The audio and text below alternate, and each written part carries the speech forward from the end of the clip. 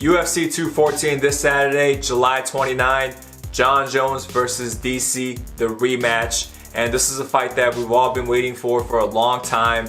I'm very excited. This is one of the best fight cards so far this year. And today I'm going to give you my predictions for the 5-fight main card. Starting with number 1, you got Jimi Manuwa versus Volkan Oezdemir. This is a fight between two surging light heavyweights, really trying to set a claim for that number 1 contender spot. Manuwa is the bigger name. He's had back-to-back knockout wins.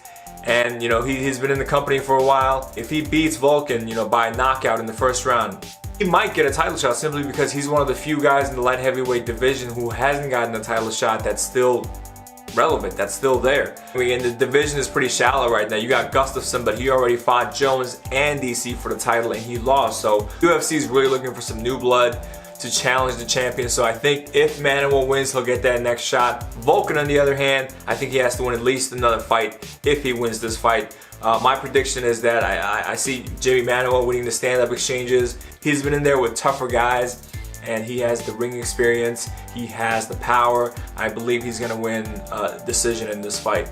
Robbie Lawler versus Donald Cowboy Cerrone. Honestly, this could be a co-main event or a main event on a lot of cards. This is a fight that the fans have been calling for ever since Donald Cerrone moved up to welterweight. A really exciting fight. Was supposed to happen a few times, got canceled for various reasons.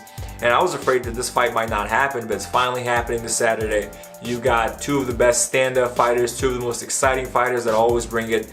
And they're both in, similar positions. You got Robbie Lawler, who just got knocked out by now champion Tyron Woodley, and he hasn't fought since. And you got Donald Cowboy Cerrone, who lost via TKO to Jorge Masvidal.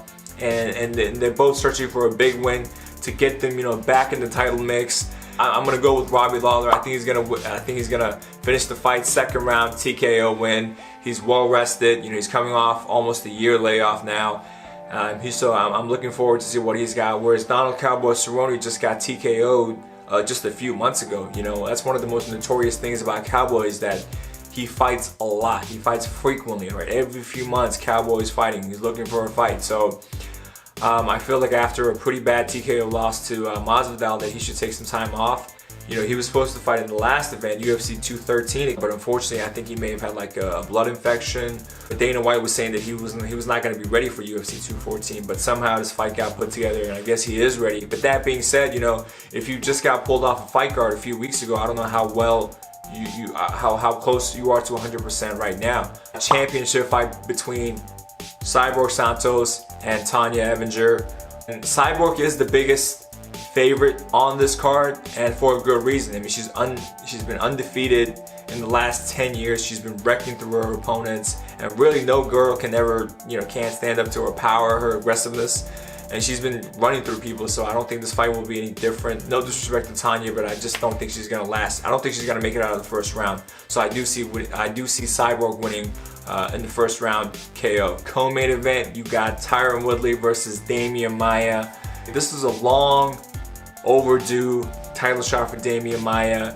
He's on a 7-fight win streak. I mean, this guy has done everything to earn the title shot. I mean, everything. So I'm really happy that he's getting a title shot, but stylistically, I just don't think this is a very good fight for Demian Maia. He's almost 40 years of age. I don't think, first of all, he has the cardio to go 5 rounds. After 2 rounds, he's pretty damn tired. So I don't know if he can go, past 3 rounds.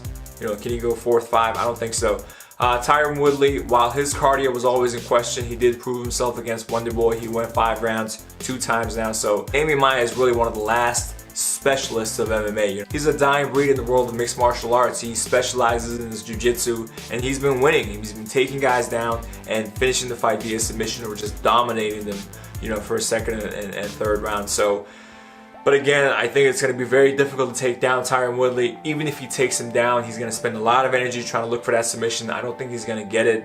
And I do see Tyron Woodley ultimately defending the takedowns in the 2nd and 3rd round and ultimately finishing him in the 4th round. So I got Tyron Woodley TKO victory, 4th round. Jon Jones versus DC2. The first fight they had 2 years ago, it was a good competitive fight, but it wasn't a close fight. I mean, no one was questioning the decision there. Everyone knew Jon Jones won that fight. And ever since then, DC has been trying to get a rematch with Jon Jones. He's been trying to beat him. Obviously, Jon got suspended, has been stripped of his belt during his absence. DC won the vacant belt. He's had success. I mean, he's on a 4-fight win streak.